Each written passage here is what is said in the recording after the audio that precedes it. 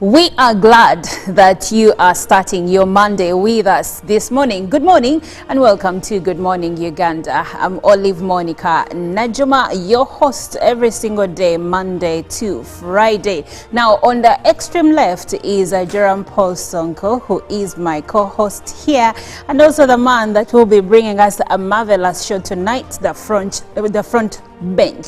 Now right in the middle next to me is the old man of the clan, that is Robert Chirabo Nyanyintano, and together we delve into this week. Before we do that, good morning, Robert. Good morning, lady. How are you? I'm fine. How are you doing? I'm lovely.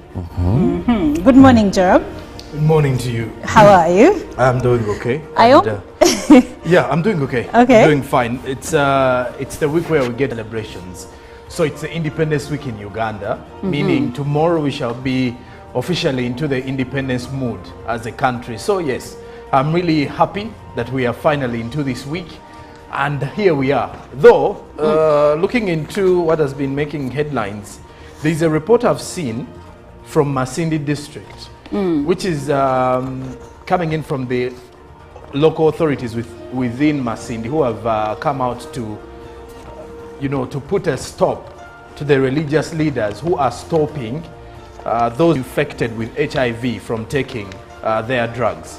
Many of the Masindi local authorities are saying that the religious leaders are against many of those who are affected by HIV from taking their drugs in time. And then many of them have actually turned their focus away from taking their drugs and paying attention to the teachings from the religious leaders. Now, this is coming at the backdrop of a 6.5% when it comes to the infection rate in Masindi district. Now, that is above average of 5.5% nationwide, meaning it is now becoming a worrying situation for the people in Masindi. Well, that is really a rather worrying situation. Now, looking back at the Ugandan National Housing and Population Census, the results that were released last week indicate that people in Acholi sub-region have actually reduced from 2.3 to about 2 million people, and the same applies to people in the Bugisu area, who have also decreased from 2.390 to 2,090,000 people. Have put Uganda Bureau of Statistics on the spot to explain the differences in numbers. Does it mean that Bugisu has lost over 300,000 people, or that the people in Acholi have died to a tune of 300,000 people? Now, in retaliation to the questions Ugandans are asking, Uganda Bureau of Statistics has pulled down the census data that they shared last week. We'll be following this story. And Robert, when you hear instances like this, first of all, there are errors during the population census where many Ugandans argue that they were not even counted. Now, we understand that UBOS may not count every single person, and if you've done research before, you know that we use a sample space in a given area to determine how many people are there. For instance, according to the population census, it is said that Ugandans are actually now living longer, from 63 to about 68 years, and also that maternal and infant deaths have also decreased. But there is a difference in numbers in Acholi and in Bugisu. Well, first I must say that the census is done every after 10 years. So that's time is really long. However, these go to get us statistics, and they go by what the respondents have told them. Okay. So that is also something we must bear in mind. They go to collect data. Yes, they could ask some questions, but their main aim is to have data for you. Now, analyzing data or finding out some of these reports may not necessarily be their work. If they go in the field, the respondents give them that information. It's what they bring to you. Now, the other thing is, they could give reasons for certain things, but also let's not forget, 10 years is a big space of time. Yes. So many things may happen in 10 years, and sometimes it needs more research to explain some statistics or find out. But I must also note that it was done in a hurried manner. That is one thing. And during the entire process, there were some shortcomings here and there. And also, I think the monitoring and also became a challenge for the people who are collecting the data from the people. So these could create a lot of changes, but not forgetting 10 years is a big time. Certain dynamics should have happened. I'm not saying what they presented may necessarily be right, but a period of 10 years, so much can happen between there. Death numbers can come up, but also how accurate were the people who are getting information, and how accurate were the people who are giving the information. Those also determine. That's very important. And according to the same census report, in some socio-economic forums, the youth, 51% of the youth in Uganda are neither gainfully employed, and that is the youth between the ages of 18 going up. They're either neither gainfully employed or in education, which is a stark addition from the 41% that was previously registered in the previous census. So a lot to ponder on as Uganda, but at least I'm happy maternal and infant rates have actually decreased. And when you look at the access to health services, the report also shows that many Ugandans can now access better health services. Now, Jerome, when you hear reports like this showing that instead of decreasing, actually the access to employment and also being in an educative environment or in education per se has gone up as a Ugandan youth, what would you say to that? And maybe the next 10 years, what better ways can the youth become, you know, more gainfully employed and also embrace education? Well, the sad note is embracing education may be the solution, but then the sad note is getting into employment has become a very difficult thing for us. And speaking of the last 10 years, since the last population census, you see, the issue has been over the years how the young people get into these spaces.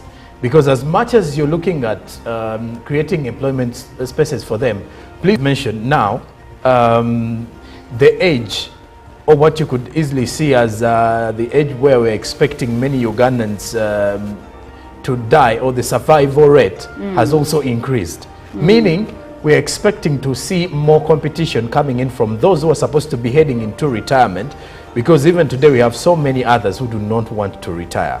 Now that means you're competing with people who are supposed to be retiring but in the same workspaces, and at the same time they have more experience than the young people, meaning it will be more difficult. But when it comes to I believe so much that now it is very easy for people to get education.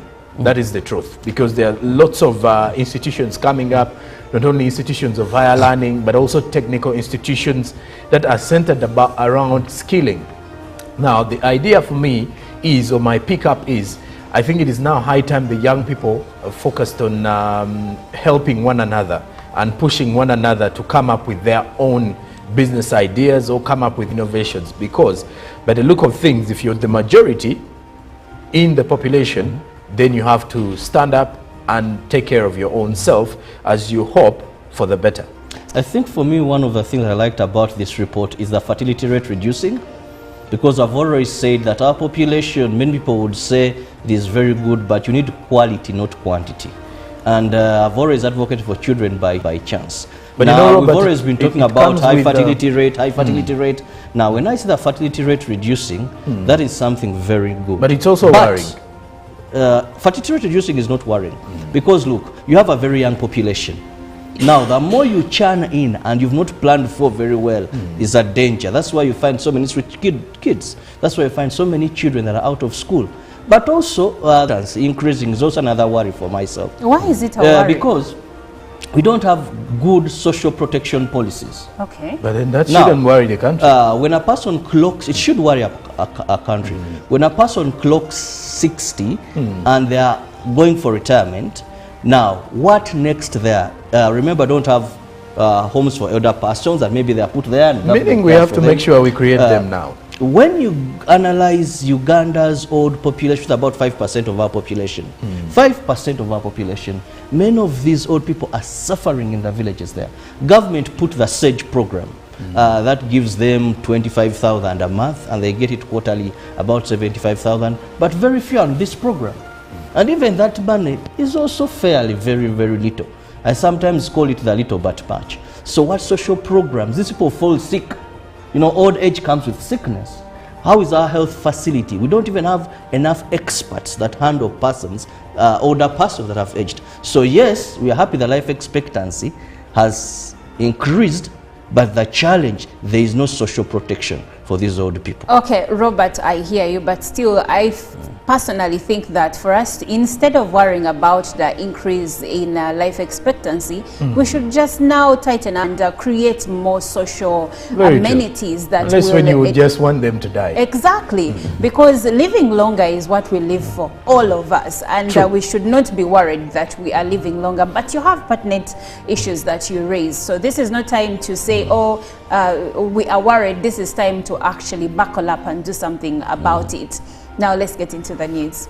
We'll begin with diabetes awareness, where according to the International Diabetes Federation Atlas report of 2021, the diabetes facts and figures showed the growing global burden of individuals, families and countries with a 10.5% of the adult population.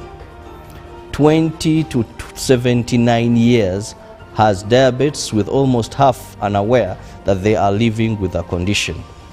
While in Uganda, the current overall prevalence of diabetes was at 10.1% and excuse me, was the highest in rural Ugandan residents with 16.1%, and Ugandan residents with 7.6%.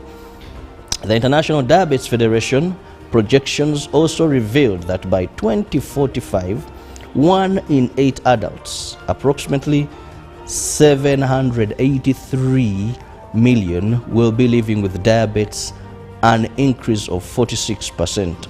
The same findings depicted an over 90% of people with diabetes having type 2 diabetes, which is driven by socio-economic, demographic, environmental and genetic factors. However, urbanization, an aging population and increased obesity prevalence contribute to the rise of type 2 diabetes. It's against this background that Lions Club of Greater Kasangati, in collaboration with Kira Host and Makerere Lions Club, have started an awareness campaign about diabetes to reduce the impact of diabetes, encouraging masses to take preventive measures. Launching the campaign, the District Governor Lions Club 411B Katete advised the populace to do routine screening and engage in regular physical exercise.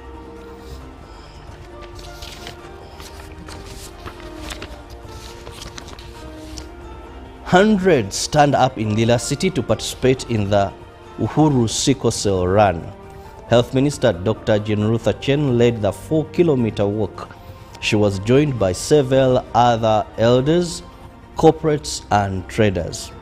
Others participated in the 5-kilometer run, and the 18-kilometer run was led by former Olympic medalist Moses Kipro and Julius Akonbua.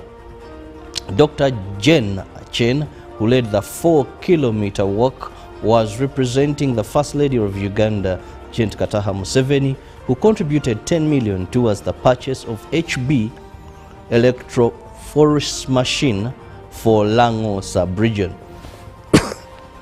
In 2001, government introduced hydrochure, which significantly reduces complications with very limited treatment options. The run was organized to create awareness and raise funds to purchase 2 sickle cell screening machines.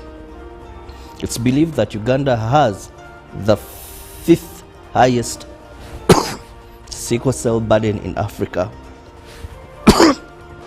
with 13.3% of the children.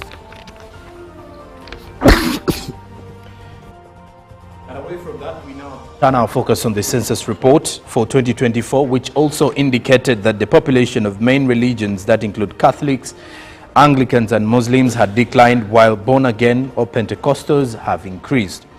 Christian leaders of the Born Again Fraternity in Kampala have applauded UBOS for being analytical in acquiring these statistics. They thank God for the milestone.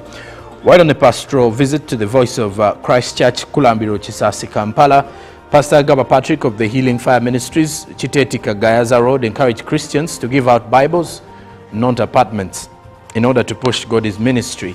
He emphasized unity among Christians in the country. Now, Pastor John Kasita, the Christians for supporting Pastor Gaba in his plans to start up another ministry in Masaka district. He encouraged Christians not to give up on serving God. Now, moving on and looking at the news away from Africa, a state of emergency has been declared in parts of Florida as hurricane barrels towards the already ravaged Gulf Coast. The National Hurricane Center confirmed that Milton, currently off the coast of Mexico, had intensified into a Category 1 hurricane on Sunday and could pose life-threatening hazards for parts of Florida's west coast. It comes just 10 days after Storm Helen, the deadliest mainland storm since Katrina in 2005, tore through the southeast, killing at least 225 people, with hundreds still missing. In Florida, where Helen left at least 14 dead, Governor Ron DeSantis issued the emergency warning for 35 counties and said preparations were underway to restore power and clear roads ahead of Milton's arrival. On Sunday, Milton had maximum sustained winds of 80 meters per hour, which is about 130 kilometers per hour. There is increasing confidence that a powerful hurricane with life-threatening hazards will be affecting portions of the Florida west coast around the middle of this week, the Hurricane Center said.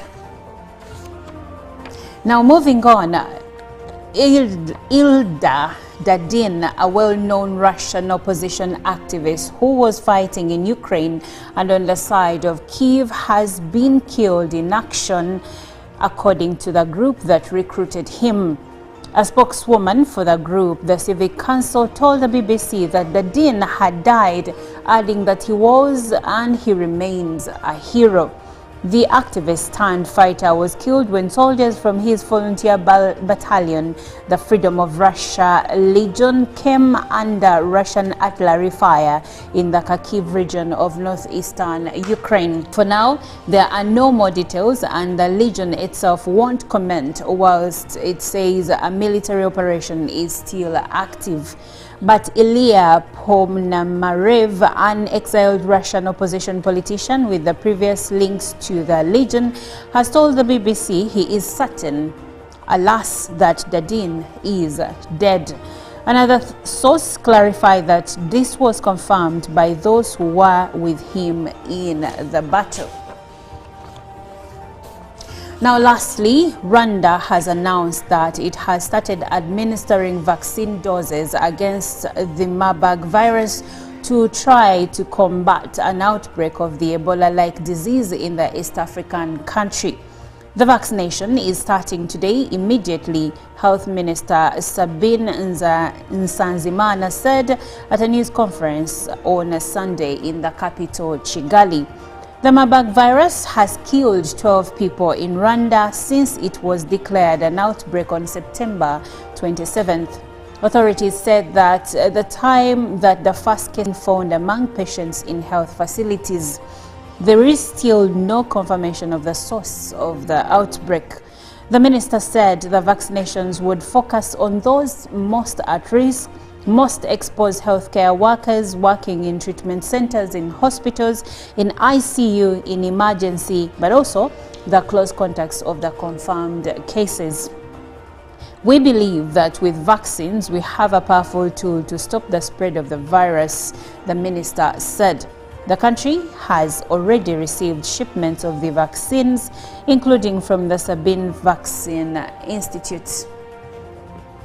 Well, that does it. We'll take a short break, and when we come back, we will be speaking matters education and how schools fleece of parents. Before we take the break, though, Jerome Paul will take us through the press review. Well, starting off with the New Vision this morning, on a Monday, 580,000 ghost learners found in government schools. According to the headline, full list of districts with fake students have also been highlighted inside. Now, government mobile phones to support small businesses. That is in a report dealing with innovation. Then the Katanga trial, sister tells court what she saw on day of brother's death. Find more of that in the New Vision. Now, development.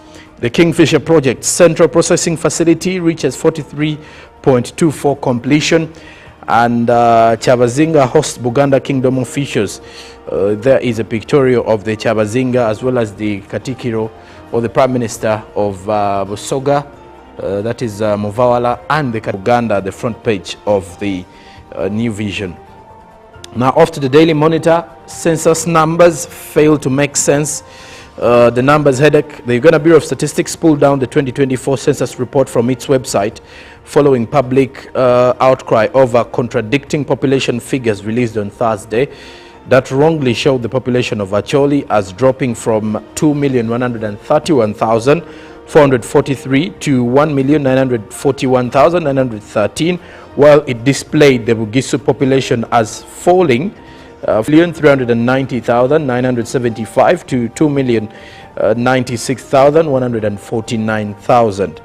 Now, impact journalism from brickmaker to aspiring nurse. Read about this inspiring story in today's Daily Monitor. And then in matters business, Rwanda becomes biggest importer of Uganda's sugar. A report that you can read in today's Daily Monitor.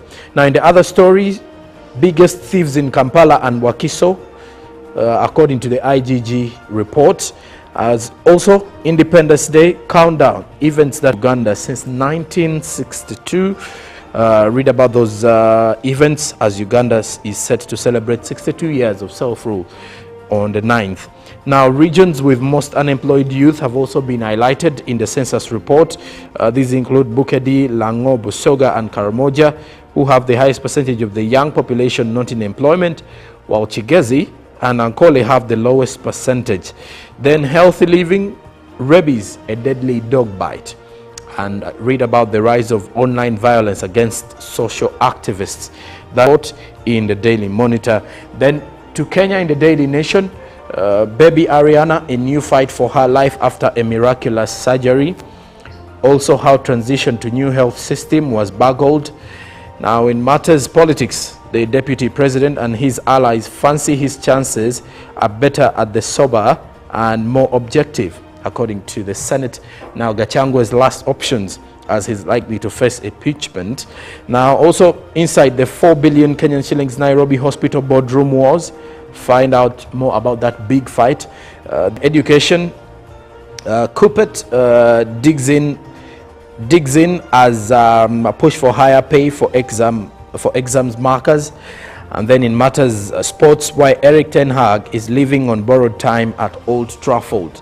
That is the report. You can read about it. Now in the public notice from Tanzania with the Citizen, they are regretting to inform that they will not be ceasing, they will be ceasing publication across all the online media platforms with immediate effect due to the Tanzania Communications Regulatory Authority suspending all of the media services and licenses for 30 days, citing publication of prohibited content that violates the Electronics and Postal Communications Online Content Regulations for 2020.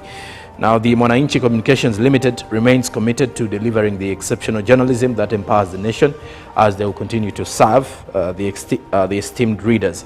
Explains a lot more of why we haven't updated you from the Citizen's perspective this Monday. Well, that does it for our press review today. Interesting news coming in from Tanzania. But we'll take a short break now, and Freedom will be playing. It's an all-star ensemble. Enjoy. And when we come back, we speak matters education. Instances like this. First of all, there were many errors during the population census where many Ugandans argue that they were not even counted. Now, we understand that UBOS may not count every single person, and if you've done research before, you know that we use a sample space in a given area to determine how many people are there. For instance, according to the population census, it is actually now living longer, from 63 to about 68 years. And also that maternal and infant deaths have also decreased. But then, what explains the difference in numbers in Acholi and in Bugisu? Well, first I must say that the census is done every after 10 years. So that's time is really long. However, these go to get us statistics. And they go by what the respondents have told them. Okay. So that is also something we must bear in mind. They go to collect data. Yes, they could ask some questions, but their main aim is to have data for you. Now, analyzing data or finding out some of these reports may not necessarily be their work. If they go in the field, the respondents give them that information. It's what they bring to you. Now, the other thing is they could give reasons for certain things, but also let's not forget, 10 years is a big space of time. Yes. So many things may happen in 10 years, and sometimes it needs more research to explain some statistics or find out. But I must also note that in a hurried manner, that is one thing. And during the entire process, there were some shortcomings here and there. And also, I think the monitoring and supervision bit of it also became a challenge for the people who are collecting the data from the people. So these could create a lot of changes, but not forgetting 10 years is a big time. Certain dynamics should have happened. I'm not saying what they presented may necessarily be right, but a period of 10 years, so much can happen between there.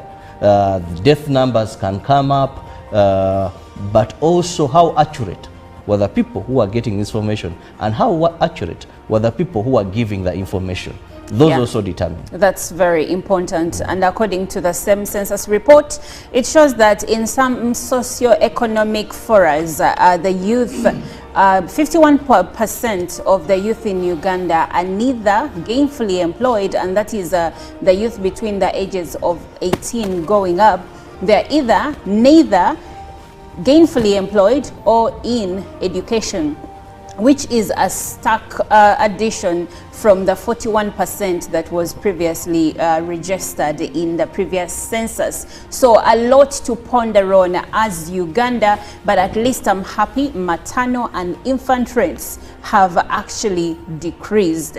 And when you look at the access to health services, the report also shows that many Ugandans can now access better health services. Now, Jerome, when you hear reports like this showing that instead of decreasing, actually the access to employment and also being in an educative environment or in education per se has gone up as a Ugandan youth, what would you say to that? And maybe for the next 10 years, what better ways can the youth become, you know, more gainfully employed and also embrace education? Well, the sad note is embracing education may be the solution, but then the sad note is getting into employment has become a very difficult thing for us.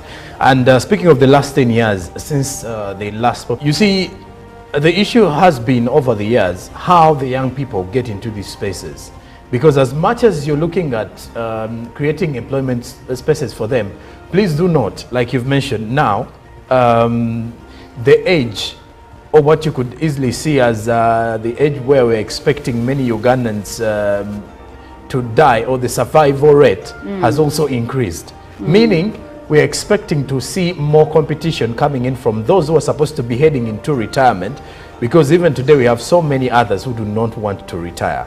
Now, that means you're competing with people who are supposed to be retiring, but in the same workspaces and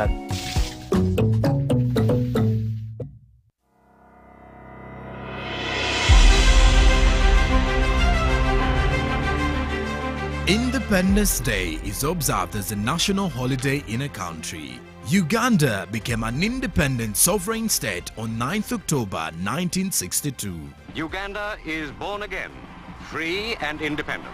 This event holds an important position in the history of Uganda as it marks the country's role from its colonial masters. Uganda and the people have made significant strides in 62 years, like improvement in economic growth, education, agriculture, peace, prosperity and political stability. This year's 62nd celebrations will be held under the theme Independence Day, a recommitment to secure and fortify our destiny. Join us on Wednesday 9th October 2024 at Busiko Teachers Demonstration Primary School Grounds, Masafu Town Council, Busia District, as we relay the celebrations live on UBC TV. Inspiring Uganda.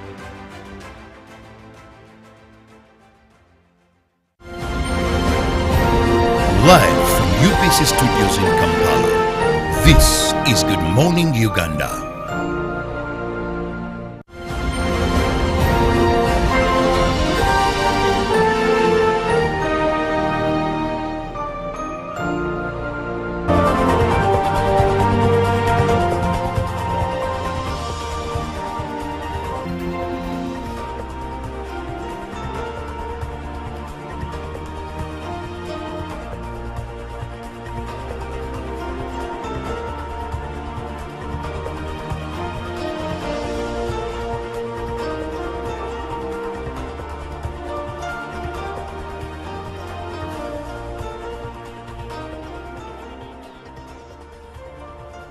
What would you say if I told you that some of the numbers you see in the newspapers and your favorite local TV and radio station regarding a performance of a certain school may anger?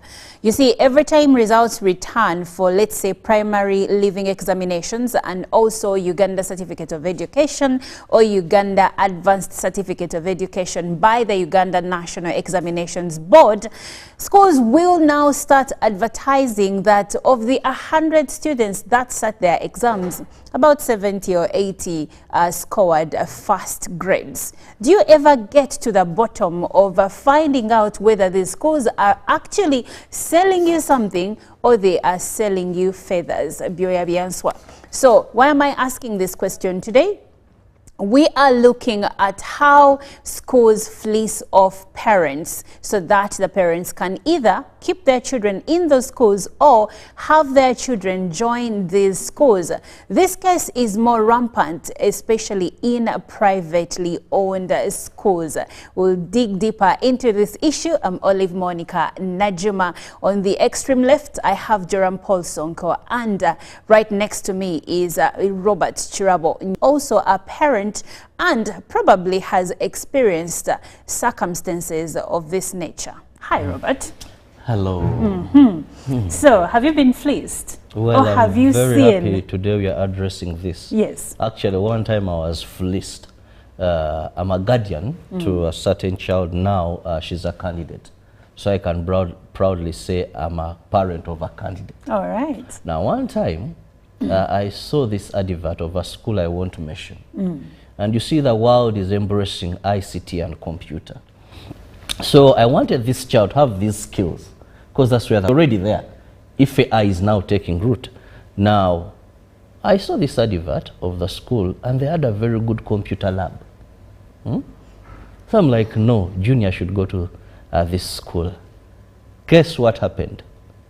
I take the child, admission, they show a school bus, and I don't know how tactfully they do it. But I later discovered recently that they even hire these buses and put stickers. You know a sticker? Yes. That sticker they will later remove. They will go to any bus company around. And just like politicians hire ambulances during elections, then after they remove their logos and they take back, the hospital now uses this ambulance with its logo. So I saw a very good school bus and I'm like, in one of the schools I went to, we fundraised for school bus until I left that school. Now, if this school has a school bus, they have a very good computer lab. And their performance is quite good. Let me take this child there. Guess what? Because I was so eager to look at this computer lab, the computer lab was not there. They got a certain school or a cafe, I don't know how best. So they hired, and when they were filming or capturing their advert, their students putting on that uniform were in that school's computer lab. So the laboratory was not there. I asked for the school bus. The school bus was neither there. I said, now let's go to the performance at least. when I looked at the performance, it wasn't anywhere near to what they advertised, what they were showing. Now, I got this as a TV advert. Then the next time I survived being fleeced, exams come up. One of the media houses we have is good at showing no baisiza, baisenyo. So I looked at this school again. This is what they do. When exams are out, they contact people in the media they know. Now they go to this school. Now these ones who have come to pick their exams, they are jubilating. And remember, a first grade may run from 4 to 12. I don't know what exactly they are Now celebrating. when they say, out of abayizi kyenda, abayizi ati baatidde mu mudaala erisooka. Nenga kudala. Now, they don't tell you. Because even in the grades, there are levels. They don't tell you that out of the 100, people have 12s, people have 9s, aggregate, total aggregate, as first grade. Now, and this has become a culture. So what happens when they are baise burungi, baisiza, an ordinary parent will think that by the time the media captured them, when results are back, true, they performed excellently, that they caught media attention. So, Robert, let me ask. Of course, 12 is a first grade. Yes. 11, 10, 9 is a first grade.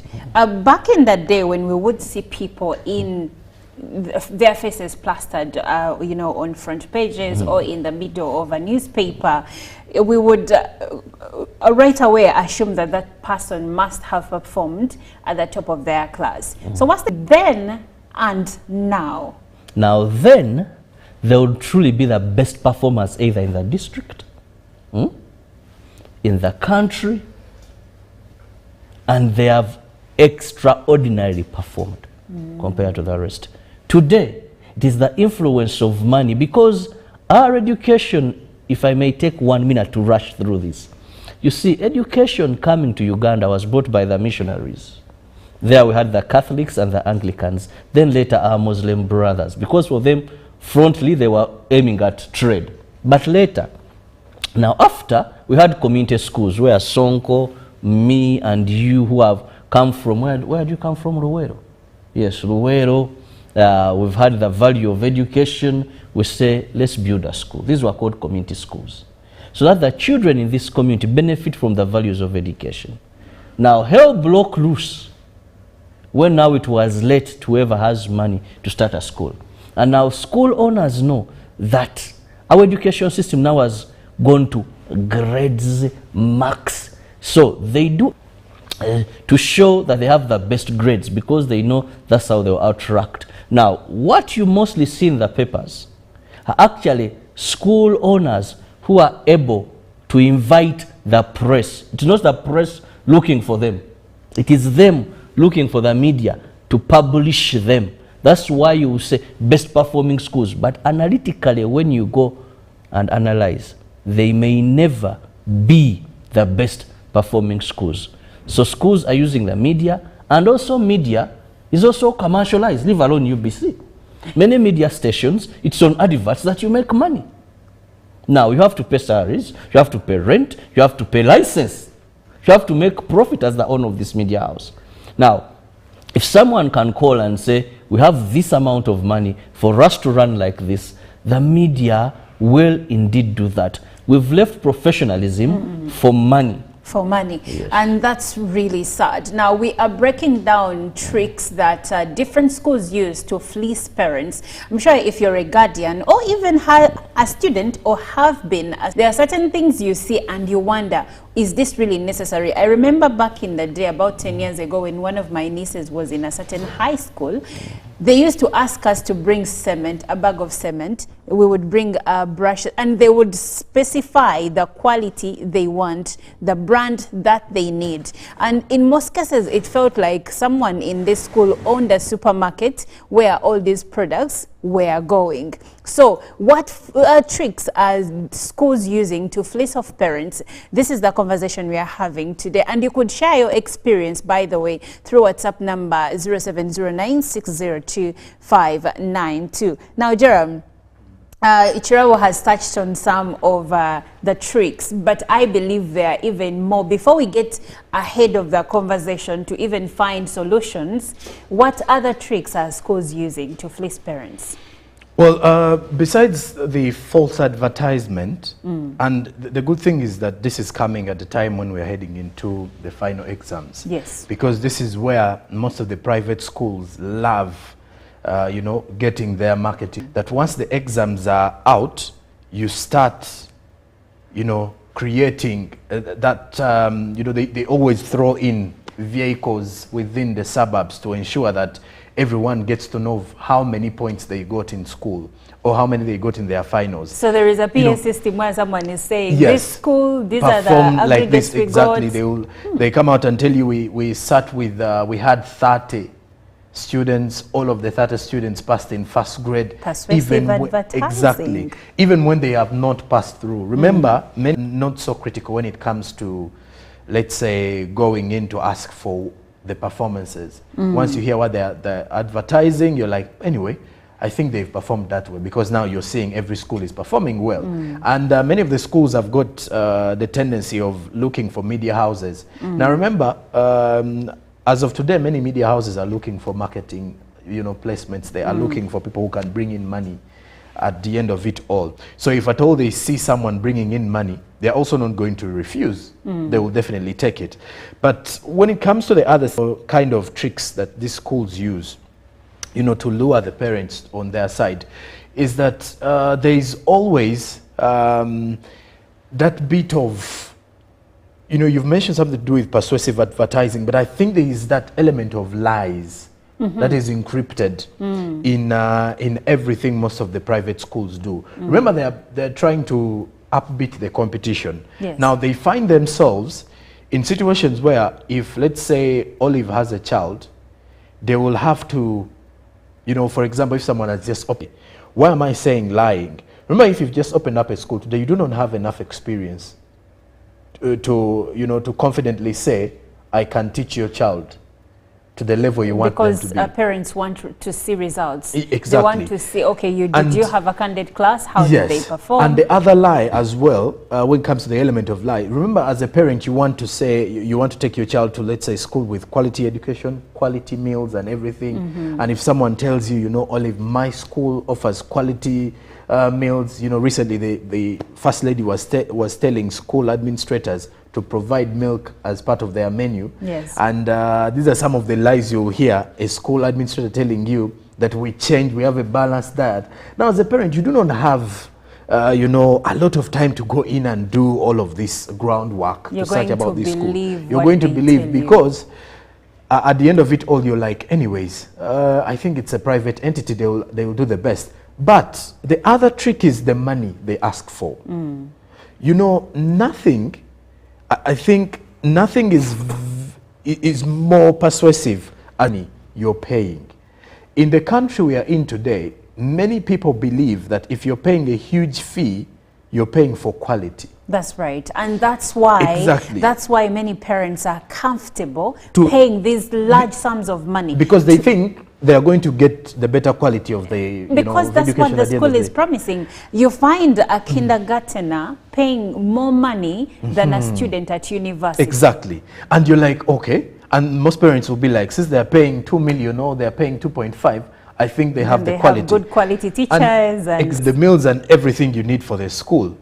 And then there is also, on the bit of the payment, this is where most of the schools come up with what you could call other attached requirements. Because you will know, in the school, they will tell you a school uniform, that is an essential in school. You expect to pay for, let's say, meals or food, that is essential. You expect to pay for, or to carry, let's say, developmental fees. You're supposed to pay for the development fees. But what are we developing? Now, this is where I'm getting. Now, when you look at the development fees, who pay for the development fees still have questions in regards to why are we paying developmental fees every time. Now, after paying the development fees, you'll find a certain fee being asked by the parents. Either the school will say, this is a fence fee. They'll tell you this is a fee for this and this. Now, all these extra fees are coming in because, one, the school has realized that maybe the school fees we asked for may not be enough. and then they start adding on additional fees. And this is where you find some students or pupils also adding their own fees, because now they've noticed, since the school is adding multiple fees, if they want to fleece their own parents. Joram, there is something that has been of great concern to me. Today, they call them, okay, they have always been called extracurricular activities, where we, for us who went to school a bit earlier, we had football, we had netball, other schools had basketball, to mention but a few, even the MDD. But now, we are paying for these separately.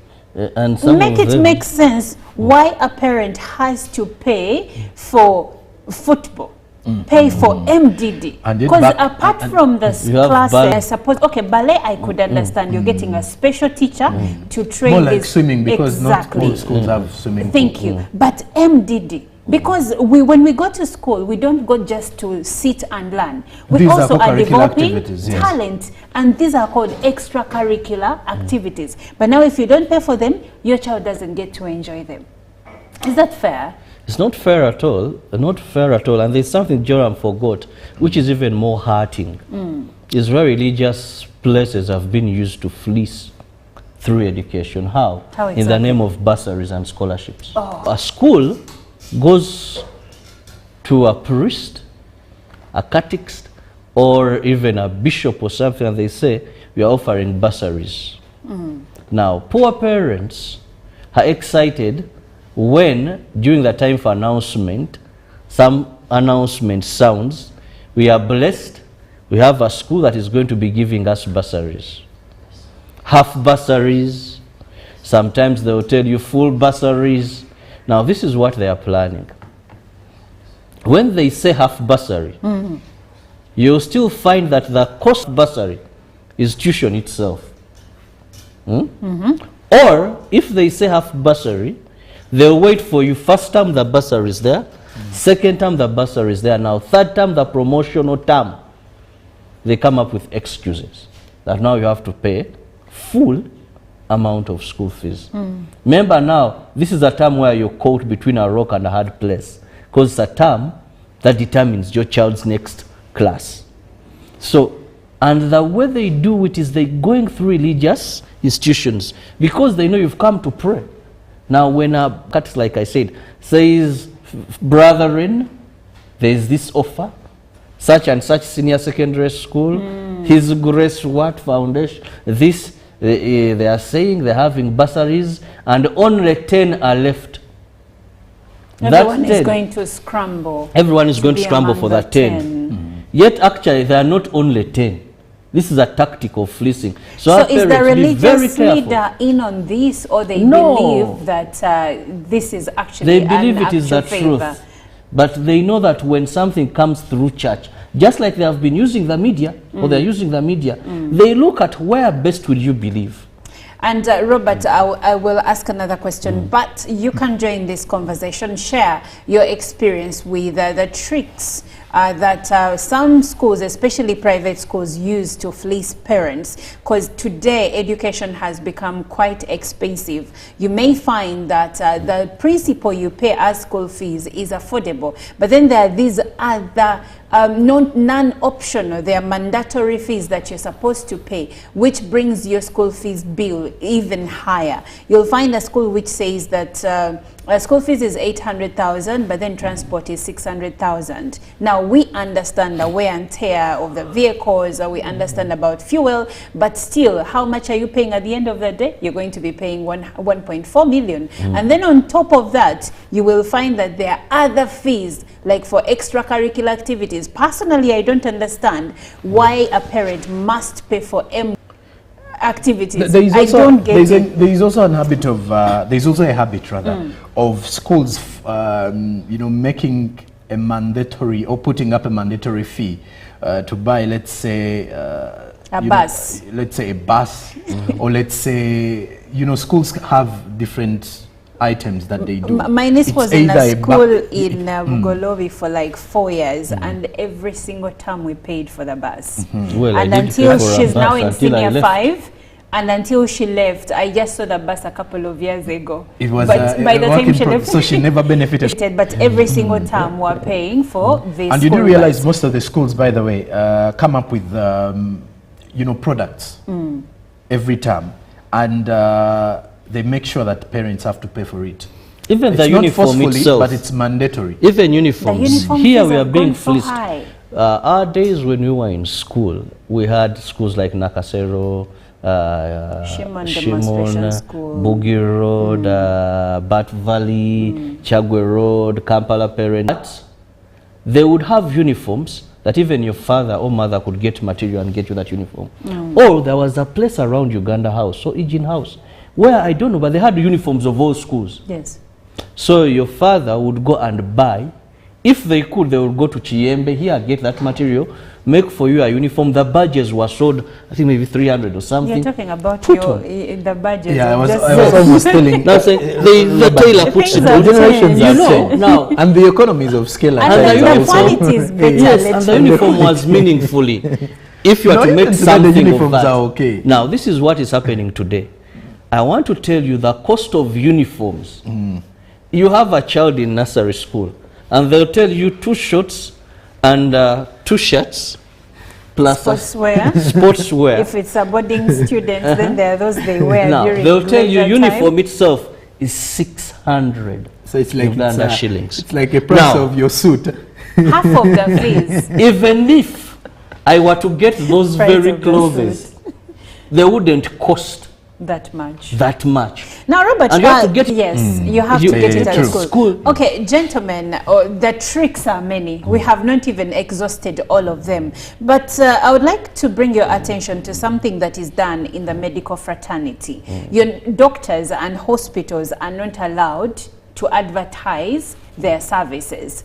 Do you think that maybe going forward as a country, we maybe government should put in place one of the policies to be no advertising of school services? Because why are we in this position? You're going to switch on your TV in December, and there will be this school sent this, Madam this, all of these schools, plus all the tricks that we have mentioned here. So should one of the policies be no advertising of education services? I would like to hear your thoughts on this, both of you. I think they should just yeah. regulate on the advertisement. Why? Because with education, you realize that the core is to educate and skill people. And quite different from the hospital kind of, because for the schools you expect, at least with this generation, people really need to get into the schools and they need to be aware of the schools that are available. I think they should regulate. Don't we know the schools are available? No, at times we know the traditional ones, but I think one thing that can't be missed. Even yeah, when you're it can walking be out missed. here True, at it can Nile be missed. Avenue, you'll find But I the think school. what needs to be regulated is the kind of adverts that run, Okay. the falsehood in these adverts. That if a school is telling you that they meet it, now for example, we have so many schools coming up with, let's say, Jorampo International School. Now you go to international school, and there is nothing, and there's about nothing it that is international about Jorampo School. And you're like, okay, now what is making it international? Is it just the tagline that you're using? word international. Do you even have international students there? And do you meet the standards of international schools? Are you offering the curriculum of international schools? So you look into those kind of advertising techniques that they are using. Then you look into the things they say, because there's no way you're saying you're providing a balanced diet when you're only providing carbohydrates and proteins for the meals. It is posho beans, rice beans. That is not a balanced diet. By the way, regarding menus, have you noticed that one other way of advertising is to make a menu go viral? You've seen that. A school menu, they draw the menu, so yeah. someone posts it on social On media, social media and they it push. goes viral. Then you as the parent looking for a school, you're like, I'll this is go what for this school. I have a personal experience still. But at times you where realize- a student was like, Mommy, this It is just for vis-a-vis marketing what at we are times. given, totally different. So I think the falsehood in the Yes. market needs to be regulated so that schools know that if you start wrongly. But again, I think the problem goes back to the people who are supposed to supervise from the ministry directly. That you're going to these schools to do supervision work, to do investigation on how schools are being run. But then you're seeing all these things. You see a signpost advertising different things. For example, let's face it, some schools have beautiful scenery if you're to look at their adverts on TV. And once you go into the schools, you'll see old infrastructure, you'll see very old facilities, and you're like, is this the same school I saw? On TV. On TV. Thank you, Jerome. Robert, I would like to hear your opinion on the same as we close. First, we must change how we attribute success in the education system. As long as we are still running for grades and not quality of education, we are going to be having these challenges. And I'm happy with the lower secondary curriculum. I hope UNEB will succeed. This is going to be our first examination under this. Because this issue of grades, we've been exploited, we've been fleeced. Education is not about just this scrum work and passing. Two, Minister of Education and Sports, please hear the cries of people.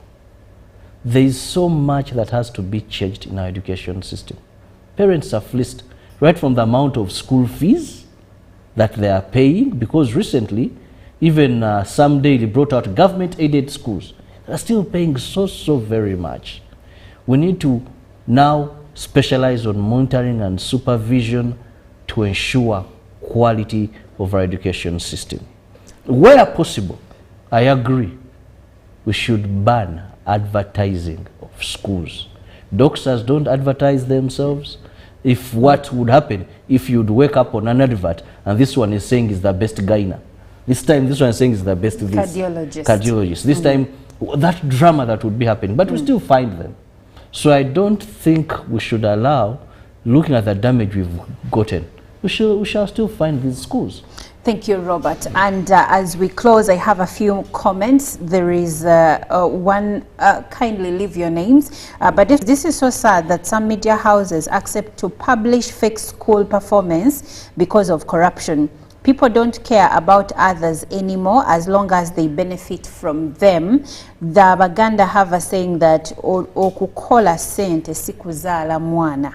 And the next comment, he says, before you look at private schools hiking fees, government schools have been turned into private entities by head teachers and the board. Please don't leave government schools out. Please, all that is in government schools as well. Now this one says, good morning Uganda, Abafere Bakanyire. I know some schools that fakes results in reports and in marking papers. This is done. Teachers to maintain their jobs, directors to maintain their enrollment, and he says, however, the most alarming thing, teachers changing now and again. Thank you so much for your views. And yes, for the person who said that some government schools also should be held accountable, last week there was a report which indicated that some government schools are making parents pay fees as high as private schools, yet they are government aided. So yes, we are not ignoring them because we even highlighted that on this program. But for now, the conversation continues online. We'll be taking a short break, and when we come back, Good Morning Uganda tourism updates.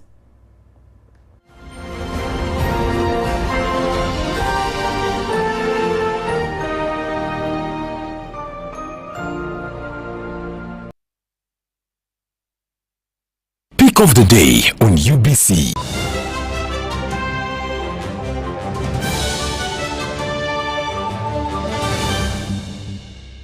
Was brought to you by I'll call you every day, yeah, yo, baby, don't go. You can now get all the Chibuzi out with MTN voice bundles. Call all networks. Kubei Dondoro.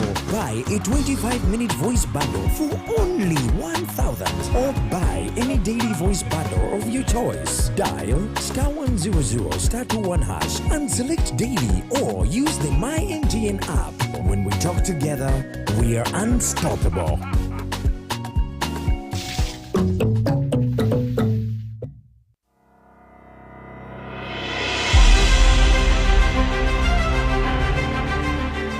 In the Independence Day is observed as a national holiday in a country. Uganda became an independent sovereign state on 9th October 1962. Uganda is born again, free and independent.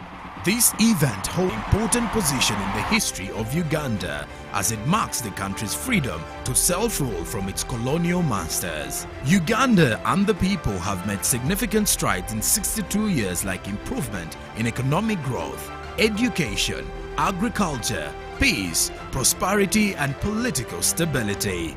This year's 62nd celebrations will be held under the theme Independence Day, a recommitment to secure and fortify our destiny.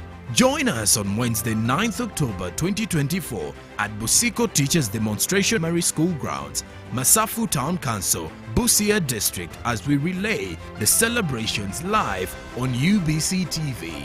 Inspiring Uganda.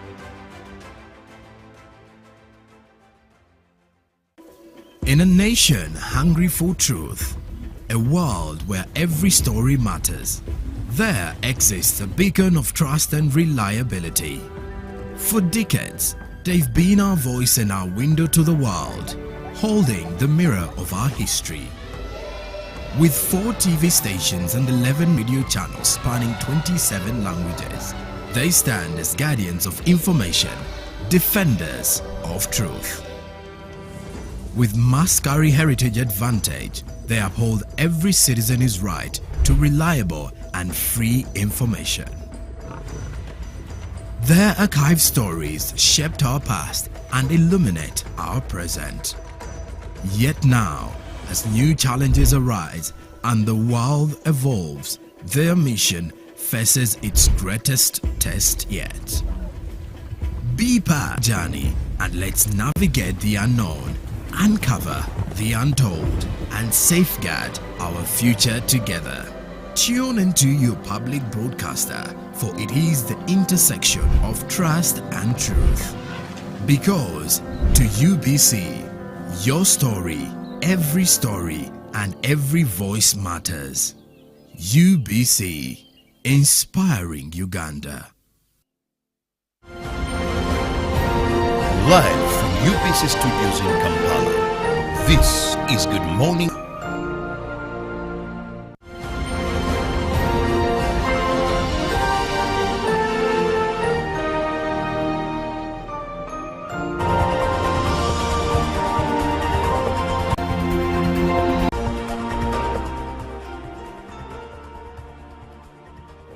A very good morning to all our viewers. My good name is Irene Allen Namisango, and my mandate is only one: to make sure that I bring you all the issues concerning Uganda's tourism at the comfort of your office desk, your home, your sitting room, and we get to inspire you to travel around Uganda with the so many beautiful features that we have in the country.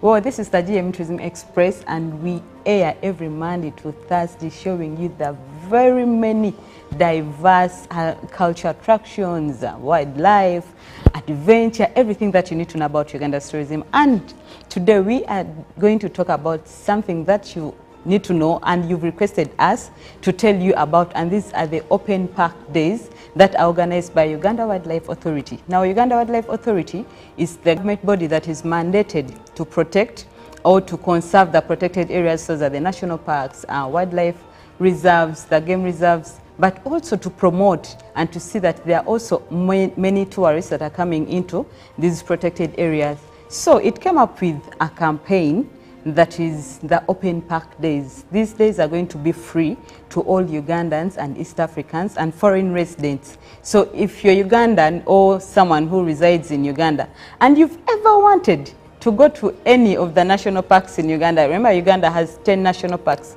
but all Ugandans and East Africans on these days, that is the 17th and 18th of October 2024. Now with me in the studios, I'm with Mr. Masaba Stephen, the Tourism and Business Development Manager at Uganda Wildlife Authority, and he's going to take us through the guidelines, everything that you need to know about the Open Park Days. Mr. Masaba, very good morning. Good morning. How is your morning? My morning is good, and good morning viewers and listeners. I'm happy to be here. That is nice. Mr. Masaba. Yes, please. I'm going When you look at the numbers for Ugandans that are visiting the national parks, they are really doing good, and there is an interest that Ugandans are showing to visit their Pearl of Africa. What inspired the Open Park Days by OA? Thank you, Alan, and the viewers. Post-COVID, we have seen an increasing number of Ugandans and East Africans visiting the protected areas. First of all, they like to travel in groups and families, but also they travel as weekend excursions, and many of these now, yes, we have also seen some of them go to Sese Island and even to any other activities of adventure, including the source of the Nile. As a country and through the Ministry of Tourism, Wildlife and Antiquities, we have identified as a priority to promote Ugandans knowing Uganda. But also when we say Ugandans, we also count ourselves as East African. So we include Ugandans and East Africans when we package tourism promotion. So we want to give and foreigners who live here, we call them foreign residents, to go and explore what is in Uganda. All what you need is found here, but many people don't know. Sure. So this is an opportunity to expose them to the interesting tourism opportunities in the protected areas, so that they may make it a choice in the future to come again.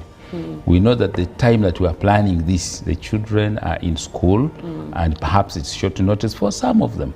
But we think that the few that will go and see and visit and enjoy, they make it a long-term plan. Will make them, patriotic to the country and to the resources that were protected for them.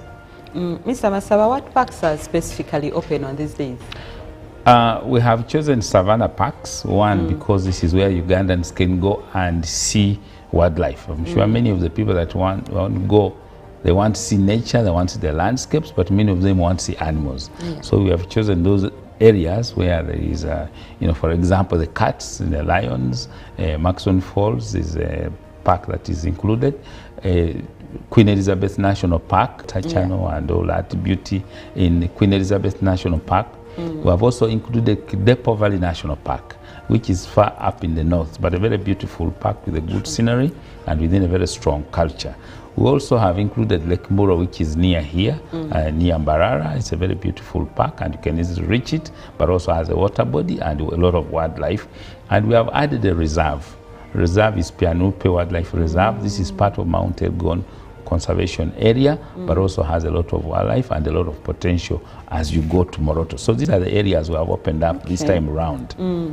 That is nice. Mr. Masaba, thinking about the Open Park Days, what is the anticipated impact from these Open Park Days by OA? Thank you, Alan. Well, first of all, we said the aim of this is to promote and create awareness. So we think that many people after this will have come to know where the protected areas are, where to reach them, and what is in there for them. But also, too, we think that the communities and the people around the transit route, these areas will benefit, because as people go, they will take fuel, they eat food, they'll go to restaurants, and some of them may stay in those accommodations. So there is a positive impact in the areas along the tourism routes, but also in the communities where the people travel from. Now, in the long run, we think that people will come and now pay for activities within this park. But again, one of the important benefits that we see is that now people will start valuing the resources, the wildlife that they have never been exposed to, and they will now, in their own lifestyle, know how to value and keep the resources. Also, Mr. Masaba, about that, okay, now the parks are open, people can freely have the game drives in the parks. Are there any collaborations that you've had with maybe business partners or the private sector around the parks, like hoteliers, transporters, to see that there is a smooth movement and also stay for the people that are going to go to the parks? Yes, one, in the protected areas we have investors and we have lodges, and many of the national parks that I've mentioned, we do have lodges that are the beneficiaries of this. So the message has gone out through public media, for them to be prepared so that they can either increase their stocks of drinks and food, whether they can polish up their beds and so on, so that people can use them. But also to the tour operators, this provides an opportunity for them to position themselves to take people to the national parks. Of course, people need transport from Kampala to these areas. So the private sector is encouraged. The partners that we work with are encouraged to, to take keen interest and also prepare, because we do expect a large number of people coming to visit these parks.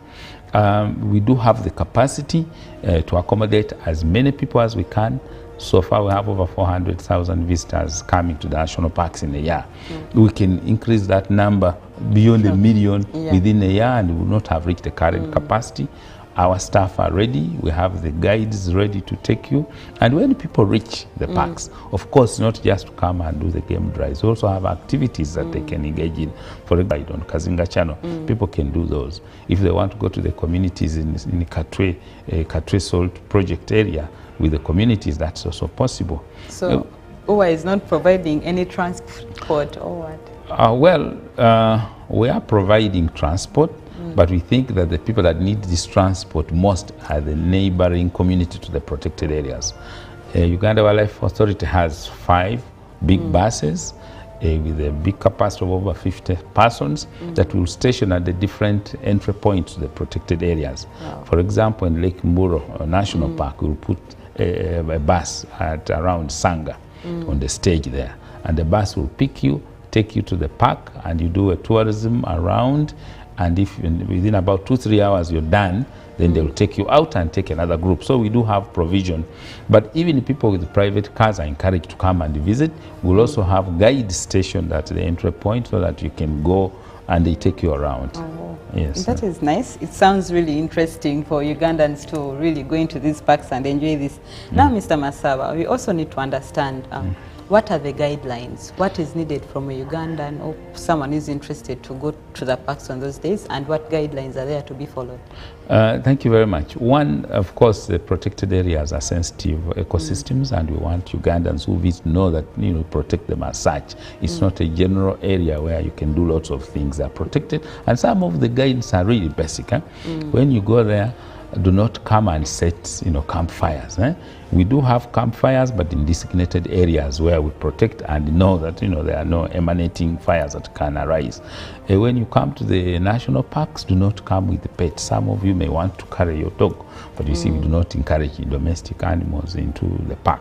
If you are an armed person and we have enough security, we do not wish you to carry your firearm. Or if you come, then disclose to us and we know how to protect it for you. We also think when you come, you should not be feeding animals. These are wild animals.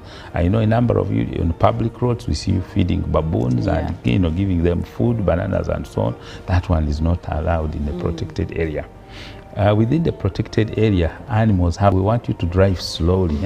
Please don't drive at a speed of over 40 kilometers per hour, because that's an offense for us. You should leave the animals to feel good. Please, even if you are tempted, do not hoot, make noise from your car, because that disturbs the safety and the health of animals and even other people that have come to enjoy. Really, we think that the park is there to be enjoyed. We do not want you to litter. Even if you've carried your water bottle, please do not throw the bottles or any waste into the parks. Those should be kept into your cars, and then you can carry them away. We need to keep these places pristine, and you want other people that come after you to come and enjoy. We do look forward to a number of people coming to visit, and we look forward to those who can come as communities. The chiefs of those areas arrange their groups to come. Schools can arrange to bring their students. Even corporates can come and take advantage. And the reason you asked about Thursday and Friday, if you come and Thursday is not enough, you have a Friday, you can move from one park to the other if you have time. And if you really feel you want to take it into a Saturday 19th, please come and then pay me some money for staying on Saturday and Sunday. We don't stop you from being there. But the 2 days of Thursday 17th and Friday 18th are free, and you can go in the park and come out, go in and come back. But now if you want to continue, please pay for the services that we issue. Thank you so much, Mr. Masaba. Now, what are the future plans beyond these 2 days? What are the future plans with UWA? Well, this is the first time we're opening our parks to the public, and we do hope the feedback will encourage us to do more. We do plan many of these days in the subsequent years. Now we'll decide following the feedback whether we should maintain it on these days or whether we should change it. But the feedback we have had so far, we have been advised that these days are better aligned with the World Tourism Day. So for sure, come next year, we'll have park open days in the World Tourism Day. But we could have so many other open days before that one. We can open the forest parks, we can open up other areas, so we don't have to wait. And people should not wait to come on open park days, because the parks are open 24/7 in the whole year. And they're affordable. On the flyers that I saw there are chances of people winning cheap trekking permits. When you come and tour the parks, you have already won, because you have already enjoyed the parks. So the additional promotions will work out the mechanics and roll out. But for now, what we are offering you is to come and enjoy yourself in the parks and really participate in what other foreign visits, because we have seen Ugandans now have overtaken the foreigners in terms of visitation. Over 52% are East Africans. Now we want to continue this momentum, and already that's already good enough. But we can offer so many other things as we go along, and we'll announce them on this UBC television. Okay, thank you so much, Mr. Masaba. I think because of time, I'm going to have to cut the conversation short. But your last words, your cutting shots to the viewers. Yeah, thank you, Ellen, and thank you, viewers. We want to welcome you to the protected areas that we have conserved. We're a government body that protects these resources for Ugandans and all people who live here. We want you to come and enjoy them. This is only a sample, and there's so many things to come. The park prices are friendly if you choose to come outside these promotional days. For only 20,000, you can enter a park and stay there for 24 hours. So they are not expensive at all. And if you want to go on a boat cruise in the park, it's only 30,000 shillings per person. So please come, don't wait. But we are very happy and excited to see you in the parks, and I'll be there waiting for you. Thank you so much, Mr. Masaba. So I think you have heard for yourself in park days that are happening on the 17th and 18th of October. This very month, we have like a week. So please, if you're planning, make sure that you plan properly for these days so that you have an opportunity to also explore one of these parks that have been mentioned. That is Murchison Falls National Park, Chidepo Valley National Park, Queen Elizabeth and Pianope Game Reserves, and Lake Mburo National Park. So those parks, you should consider going there. I know so many people that have always wanted to go to visit these places, but you say the rates are high when you go with a tour company or what. Now to you. Just plan properly, go to these parks and explore what the Pearl of Africa has. Uganda has a lot of beauties and you need to know them by yourself. It is an opportunity for you, and please, I'm not going to stop telling you that please make sure that you utilize these days and go to these parks. Thank you so much for watching today. Catch you tomorrow. My name is Irene Allen.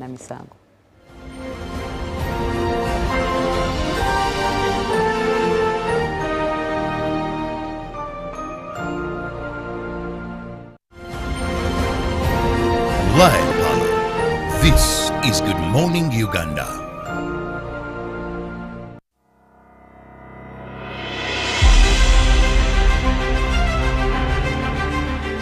Independence Day is observed as a national holiday in a country. Uganda became an independent sovereign state on 9th October 1962. Uganda is born again, free and independent. This event holds an important position in the history of Uganda as it marks the country's freedom to self-rule from its colonial masters. Uganda and the people have made significant strides in 62 years, like improvement in economic growth, education, agriculture, peace, prosperity and political stability. This year's 62nd celebrations will be held under the theme Independence Day, a recommitment to secure and fortify our destiny. Join us on Wednesday, 9th October 2024 at Busiko Teachers Demonstration Primary School Grounds, Town Council, Busia District, as we relay the celebrations live on UBC TV. Inspiring Uganda.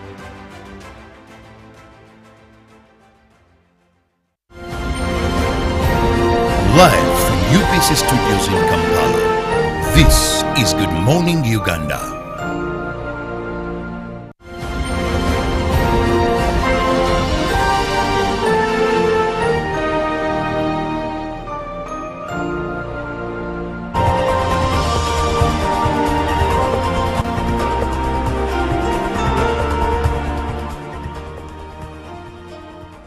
Karibu katika wiki ya uhuru. Good morning. Thank you for watching Good Morning Uganda Business. I'm Joram Paul Sonko.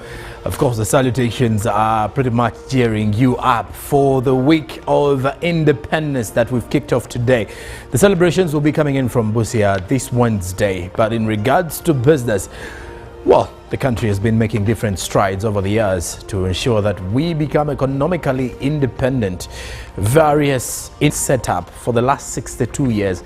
And at the same time, we've seen various Ugandans getting into different business placements over the years. So it's worth a celebration for 62 years. Well, let's get right into it, and we start off with industrialization, because investors at Sino-Uganda Mbale Industrial Park have hailed the Ugandan government's policies that have enabled them to invest and thrive in the country. These foreign investors are now encouraging fellow nationals from China to explore business opportunities in Uganda. In an exclusive interview about the performance of Sino-Uganda Mbale Industrial Park for the period it has been operating, the Minister of State for Investment, Evelyn Anite, cherished Tian Tang Group for the great work of industrialization. The minister further emphasized the government's commitment to promote industrialization as a strategy to tackle Uganda's high unemployment rate and the widespread poverty.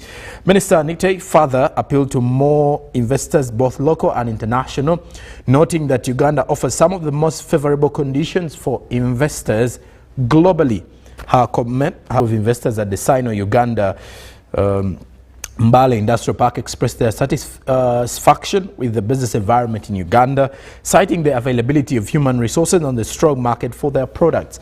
So far, over 50 factories have been established in the park, producing a wide range of products from household goods to electronics such as television sets, electric meters, clothing and diapers, among others. Now, at the same time, the park currently employs over 4,000 Ugandans.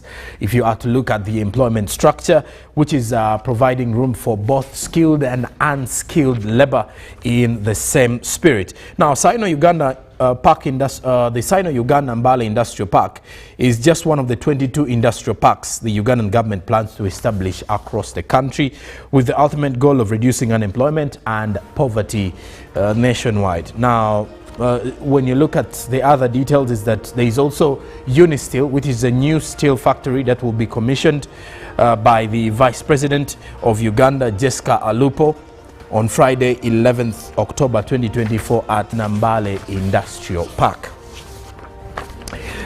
Well, and of course, promoting industrialization is one of the core of the things that we are looking at in the National Development Plan 3, and at the same time part of the theme for the financial year 2024-2025, the same theme that we've actually been running with for the past 3 financial years. For the past 2, now 3 financial years. Well, that said, we are off to our next report. This particular report takes us to the UMA Exhibition Center, or the Uganda Manufacturers Association Trade Fair, the 30th annual trade fair. And this particular one is still happening at the same venue of the Lugogo UMA Showgrounds. Now, when you look at the current situation, is that the first 2 days of the exhibition did not see a huge turn up, but as days went on, many of the traders started getting some numbers of various customers and possible clients over the space. Now, please do remember that this trade opened by the Prime Minister, Right Honorable Robina Nabanja, just last week, and it has been attracting a wide range of exhibitors, and at the same time also a wide range of participants from the country and out of it. Now, the one-week exhibition is providing local industries with a platform to showcase their products and introduce new innovations that many attendees may not have seen or known about. And at the same time, we have over 500 industrialists showcasing their products and various items on display, including mattresses, televisions, lighting solutions, and more in regards to others offering services, as well as those operating eateries within the trade fair. Now, one of the standout exhibitors is Hisense, which also unveiled a 100-inch television and a variety of high-tech and European standard electrical products, including those that are assembled in the country. Now, exhibitors praised the government for availing a conducive environment for manufacturers in Uganda to do business and to showcase what they have to offer. As for Royal Farm, the exhibition is an opportunity feedback from clients, not only for Royal Farm, but for other service providers and other manufacturers who are taking part of the trade fair, who believe that this trade fair is also a chance for them to interact with their already secured clients, but also to get more potential clients as well. And speaking of potential clients, there are quite a number of other products on display, including products that are set to take us into the e-economy or into the green economy, that is sustainable solutions that can address matters climate change. Now, the managing director of Mega Industries, S. Megani, revealed that as Mega Industries, along with Royal Farm and Atlas Industries, they have contributed greatly to the country in regards to creating job opportunities for Ugandans, but also paying back in regards to taxes and other incentives there. Now, as we're summing up with the business updates, please do note that the UMA trade fair is ongoing, and it will be coming to an end 10th of October. It will be a center of our discussion in regards to the updates coming in from the trade fair in our agenda that is coming up immediately after this business update. But for now, let's look at the forex market to see how different currencies are faring on the exchange. This is courtesy of the central bank.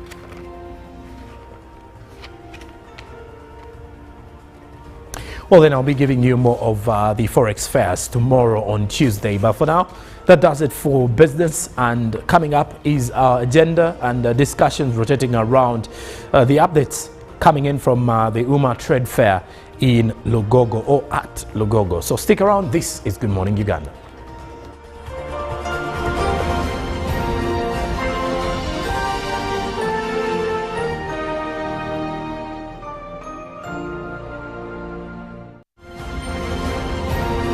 Live from UBC Studios in Kampala, this is Good Morning Uganda. Pick of the day on UBC.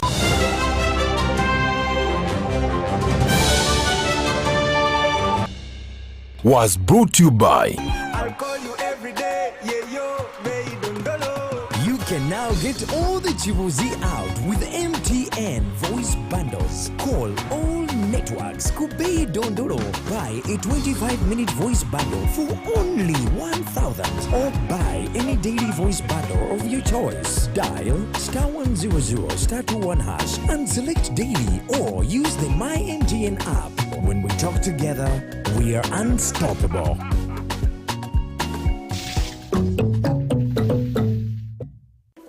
In a nation hungry for truth, a world where every story matters, there exists a beacon of trust and reliability.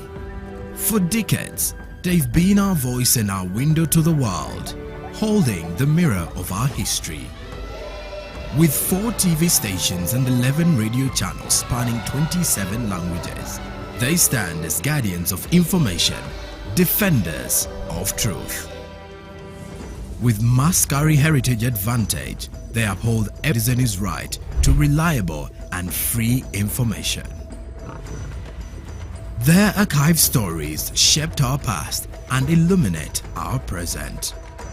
Yet now, as new challenges arise and the world evolves, their mission faces its greatest test yet. Be part of our journey and let's navigate the unknown, uncover the untold, and safeguard our future together. Tune into your public broadcaster, for it is the intersection of trust and truth. Because to UBC, your story, and every voice matters. UBC, inspiring Uganda. Live from UBC Studios in Kampala, this is Good Morning Uganda.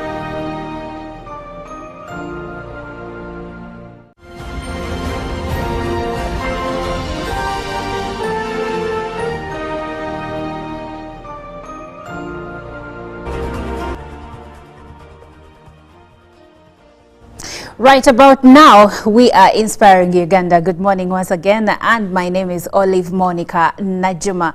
Now, the Uganda Investment Authorities the Uganda Manufacturers Association is celebrating 30 years of existence this year, and last week, the annual trade fair started, and it was opened officially by the Prime Minister of this country, that is Robina Nabanja. And today we are still in the event, or the International Trade Fair is ending on the 10th of October 2024, started on the 2nd. But if you haven't been at the grounds yet, I tell you, I beckon you to go right now, because exciting deals are taking place right about now. Now, today, joining me for a conversation regarding how the event is going, how the trade fair is going, what possibilities are there for you in terms of business and networks for you, is Mr. Eddie Senkumba, who is the Chairman, Organizing Committee, Uganda Manufacturers Association. Good morning and welcome. Good morning, viewers. Good morning to you. I'm glad to have you again. Thank you. We had a conversation right before the trade fair began, and now we are back. It has started. Yes. Today is day what? Today is day 6. Day 6. Yes. And how are things so far? It's boiling. It's actually boiling. For those who have not yet been there, you better get out there, because we are at the pinnacle of the trade fair, and the last 4 days are normally the most exciting days, because there is a lot of activities that have gained momentum and are on the rise. So what am I saying? I'm saying get out there. It's boiling. It's boiling. Yes, it is. Okay, now the event started with commissioning by the Prime Minister. Yes. And Inter is over there, and I have been following the events as they have been unfolding. Yes. But from a person that has been on the ground, yes, what have been the key highlights so far? Thank you. The key highlights so far have been the amazing turn-up on that particular day, because we had 3 cabinet ministers, 4 cabinet ministers. We had 3 ministers of state. We had 3 ambassadors, who are accredited to Uganda. Us as UMA, that was a fantastic turn-up, because that showed that from all spheres of the community, people were realizing that we were an important event, and that gave us a bit of a boost in terms of image, and we're really grateful for those dignitaries that actually made it to the showground. Okay. Now, for most people, when they hear an international trade fair or trade fair, some of them think we are just playing with the local league. But tell us more as you've had this year. Thank you. We've had 28 countries that have actually exhibited at this year's trade show. We've had 1,380 exhibitors in total. But one of the highlights has been the diversity of the exhibitors, because we've had people coming from as far off as Taiwan. Taiwan is actually even farther than China. So we've had people coming in from Korea, a whole delegation of exhibitors from Korea. So to travel those thousands of kilometers to Uganda, that should mean something. That tag of international then does actually make sense, because 28 countries is not an easy task to put together. So we're really grateful that these countries have decided to come to Uganda. They've showcased amazing deals for Ugandans, and they are also, showcasing a lot of possibilities and available possibilities for Ugandans to come and partner with them and do business with them. Okay. Yeah. Okay, interesting. 28 countries. That's no mean feat at all. Exactly. It's places. Yes. And what does this speak for in terms of our trade beyond borders? The exhibitors, like I told you in the last session we had here, this is an opportunity for people to exchange.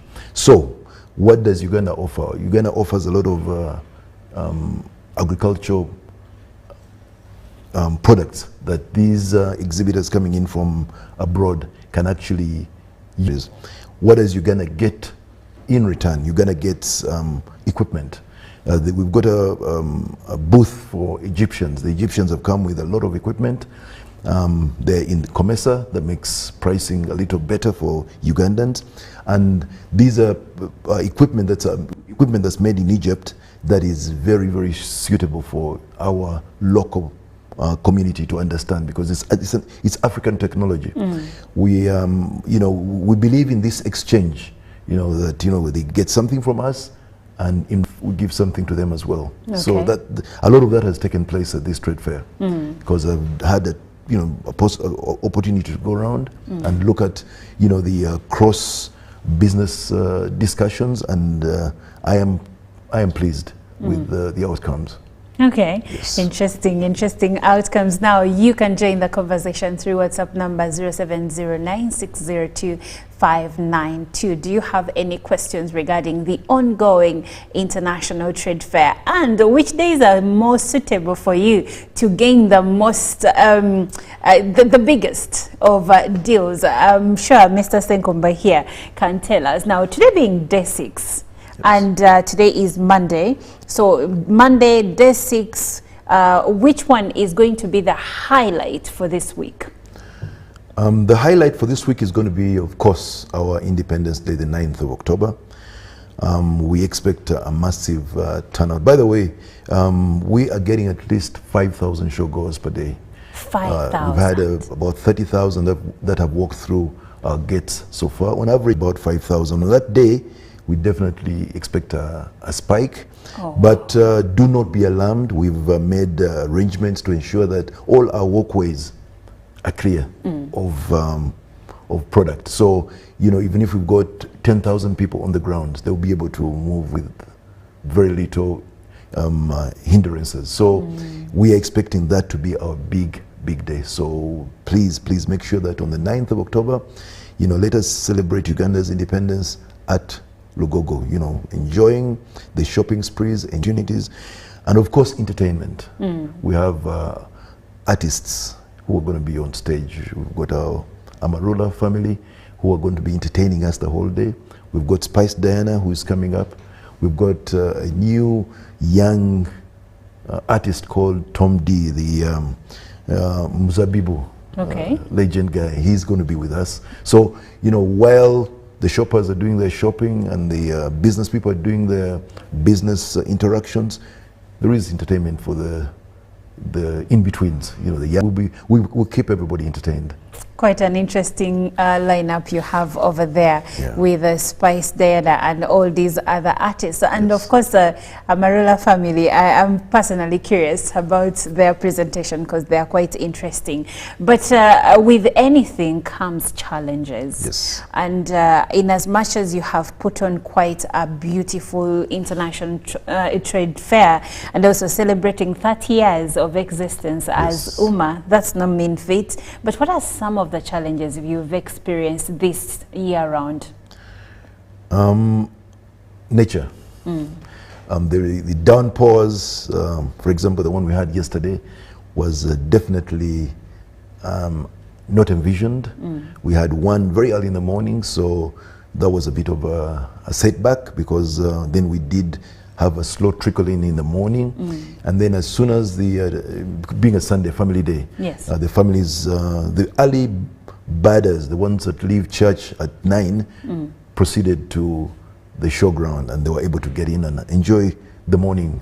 And then at about 3 o'clock, God opened the skies again. It's a blessing, yes, but an inconvenience for the showgoers. Yes. So we had that setback. So basically, apart from nature, we have not had any other issues, because the security arrangement has been perfect. Yes. The gate management is perfect. We do not have any queues that we normally used to have traditionally, where people would line up for hours to get in.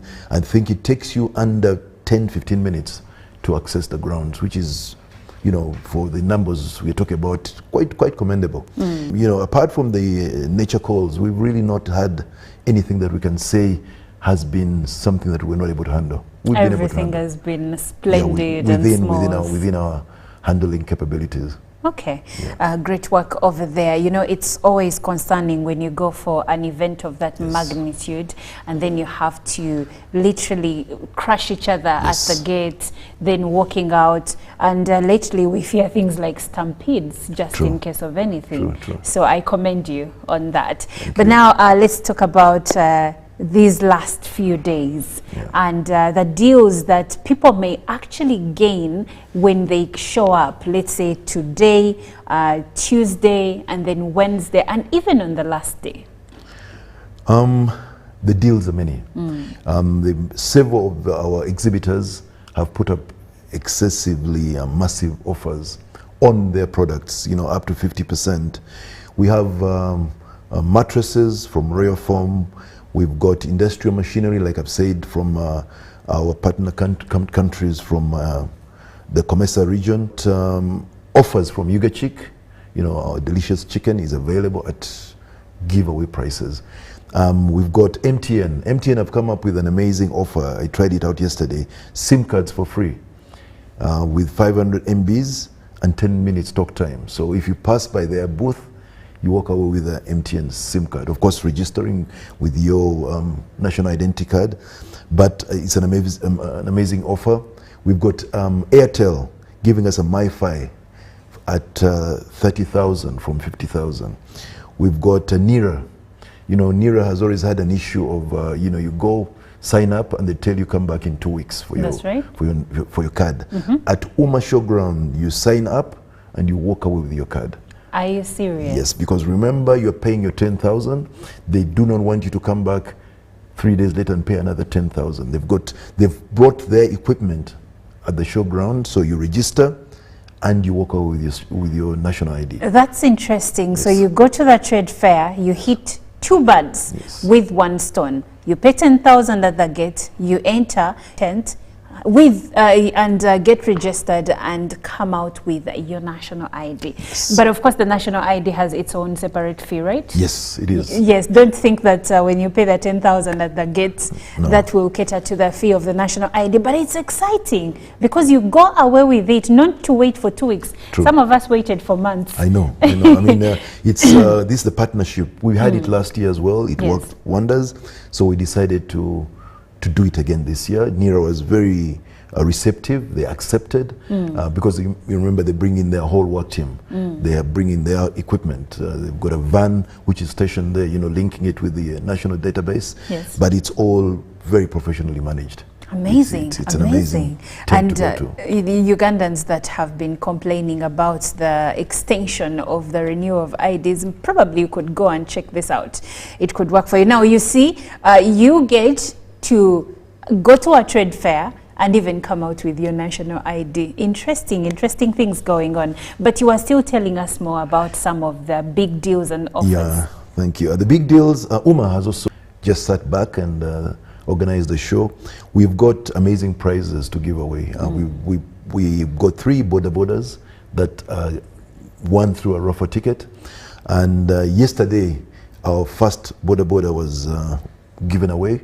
A young lady bought a ticket at 2,000. You remember, you buy it at 2,000, and then our first lucky draw was yesterday, and she walked away with a border brand new. Amazing. We've got 2 more left. There's 1 more to go today, and another one on Independence Day. So I'm calling upon all show goers, please buy this raffle ticket, because at 2,000. You can walk away with a brand new border. Not only a border, we do have mattresses, we have TV sets from Hisense, we've got flat irons, and a lot of other electrical gadgets that we are putting out for people to win at just a meager 2,000 shillings. And so far, the turn up at that event has been amazing. Amazing. Now, Mr. Senkumba, when it comes to, let's say, 10th, the event, the trade fair ends on 9th, but now we have an understanding that it ends on the 10th, in as much as 9th is supposed to be the culmination, the climax of the event. If I come in on 10th, what do I stand to gain?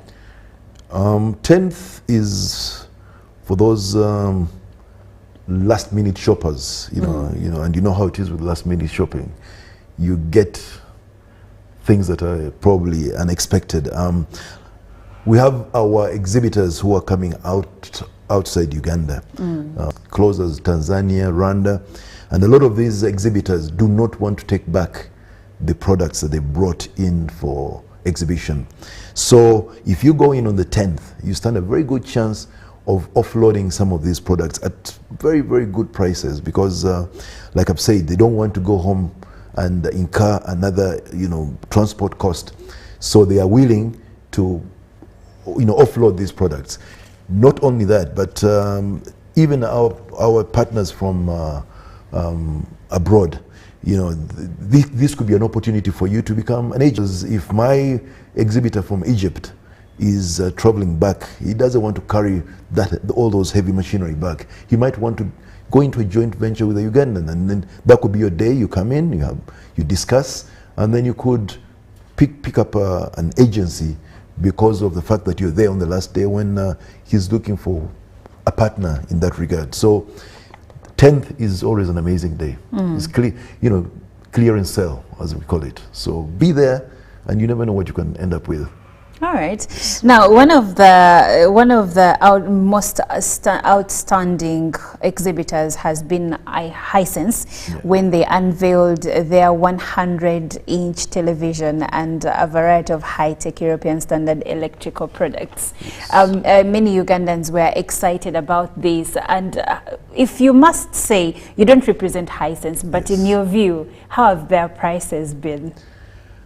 The prices have been amazing. Okay. It's quite interesting when you're in the trail. You're seeing a fridge being carried out. You're seeing a huge screen being carried out. What does that mean? It means that at all times, actually, they are refilling their stall every 3 hours.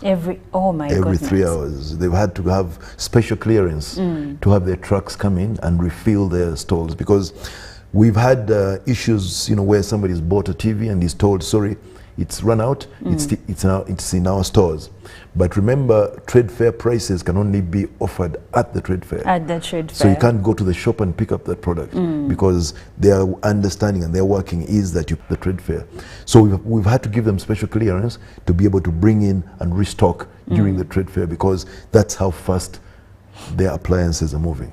Okay. Yes. So if I want a good deal, if I want a good price, this is the time. This is the time. Okay. This is the time. Now, exhibitors have also praised the government for availing a conducive atmosphere for manufacturers. Yes. As the chairman of the organizing committee, what does this say to you?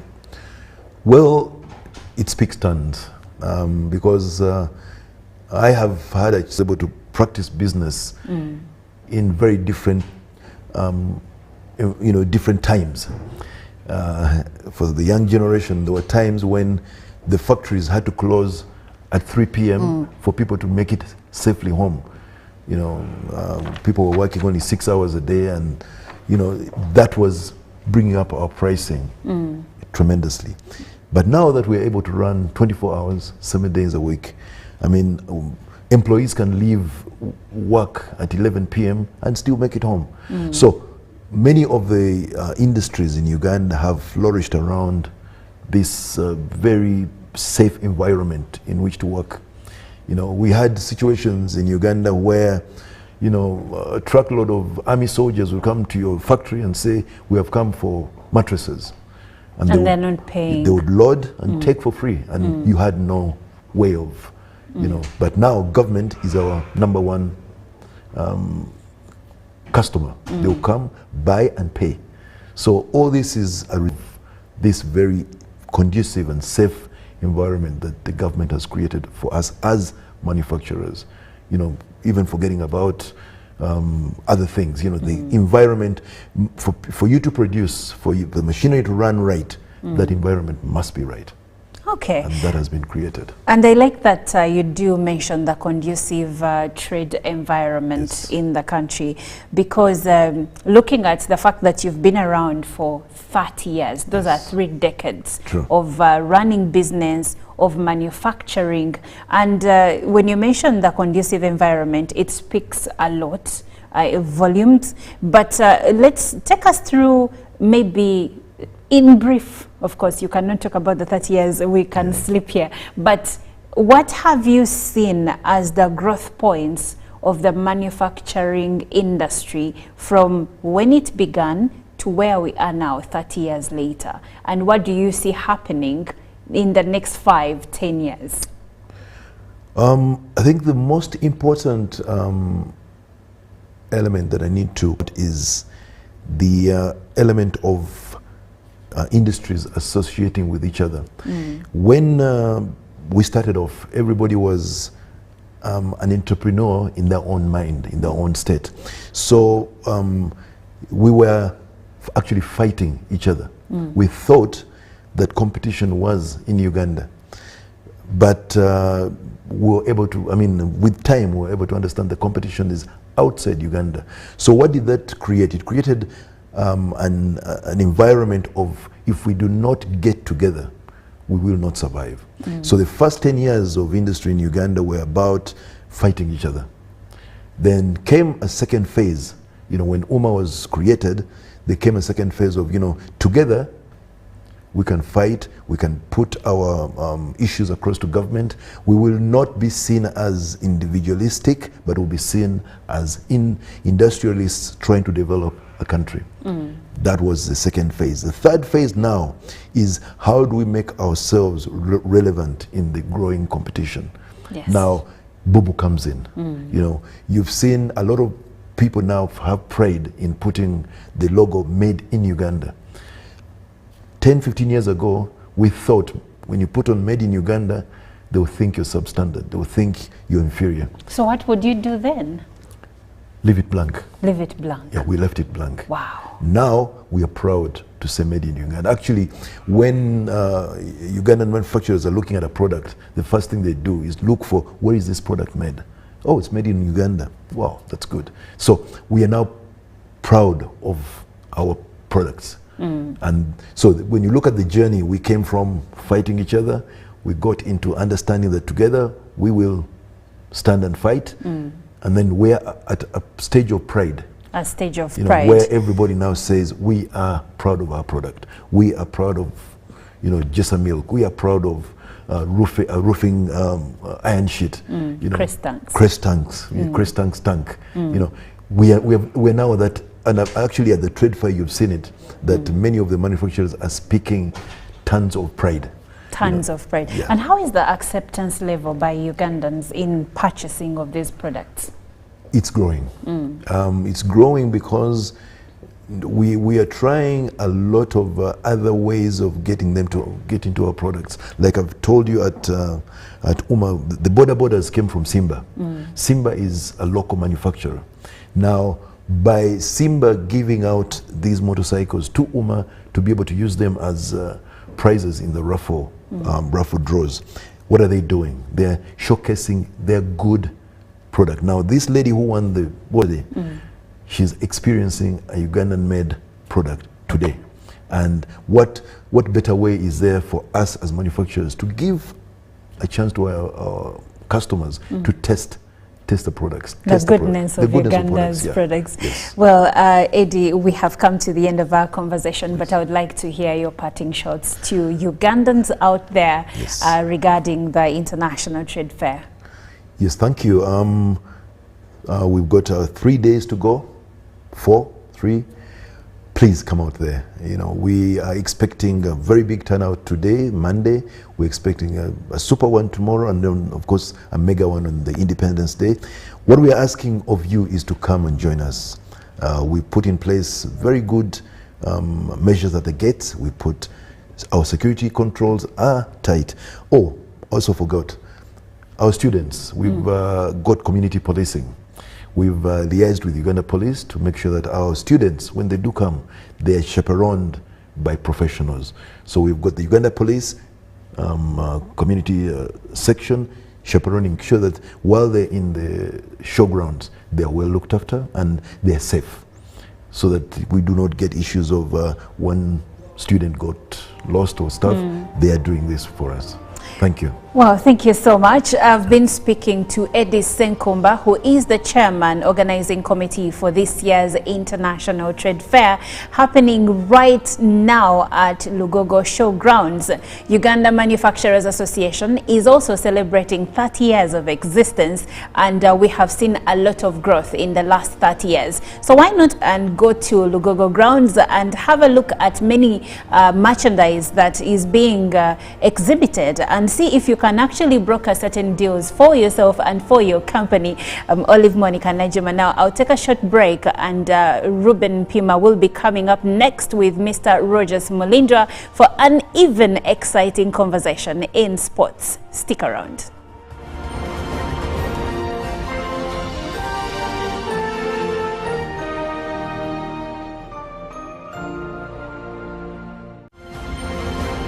Live from UBC Studios in Kampala, this is Good Morning Uganda.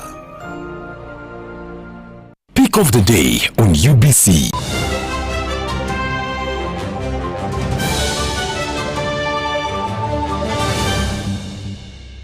Was brought to you by I'll call you every day, yeah, yo, baby, don't go. You can now get all the Chibuzi out with MTN voice bundles. Call all networks. Kubei Dondoro. Buy a 25-minute voice bundle for only 1,000. Or buy any daily voice bundle of your choice. Dial *100 *21# and select daily, or use the My MTN app. When we talk together, we are unstoppable.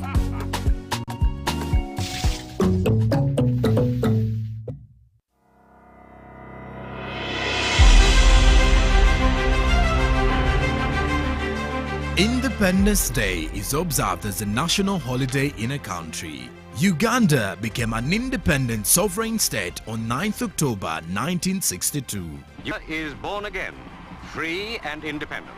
This event holds an important position in the history of Uganda, as it marks the country's freedom to self-rule from its colonial masters. Uganda and the people have made significant strides in 62 years, like improvement in economic growth, education, agriculture, peace, prosperity and political stability.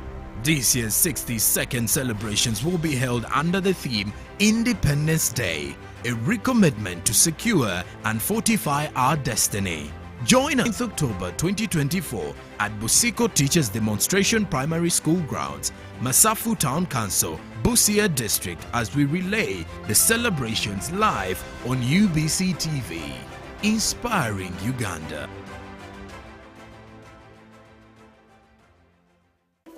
In a nation hungry for truth, a world where every story matters, there exists a beacon of trust and reliability.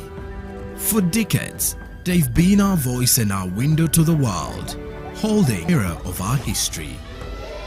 With 4 TV stations and 11 radio channels spanning 27 languages, they stand as guardians of information, defenders of truth.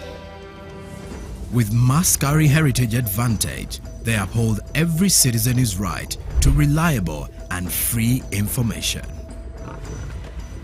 Their archive stories shaped our past and illuminate our present. Yet now, as new challenges arise and the world evolves, their mission is its greatest test yet. Be part of our journey and let's navigate the unknown, uncover the untold, and safeguard our future together. Tune into your public broadcaster, for it is the intersection of trust and truth. Because to UBC, your story, and every voice matters. UBC, inspiring Uganda. Live from UBC Studios in Kampala, this is Good Morning Uganda.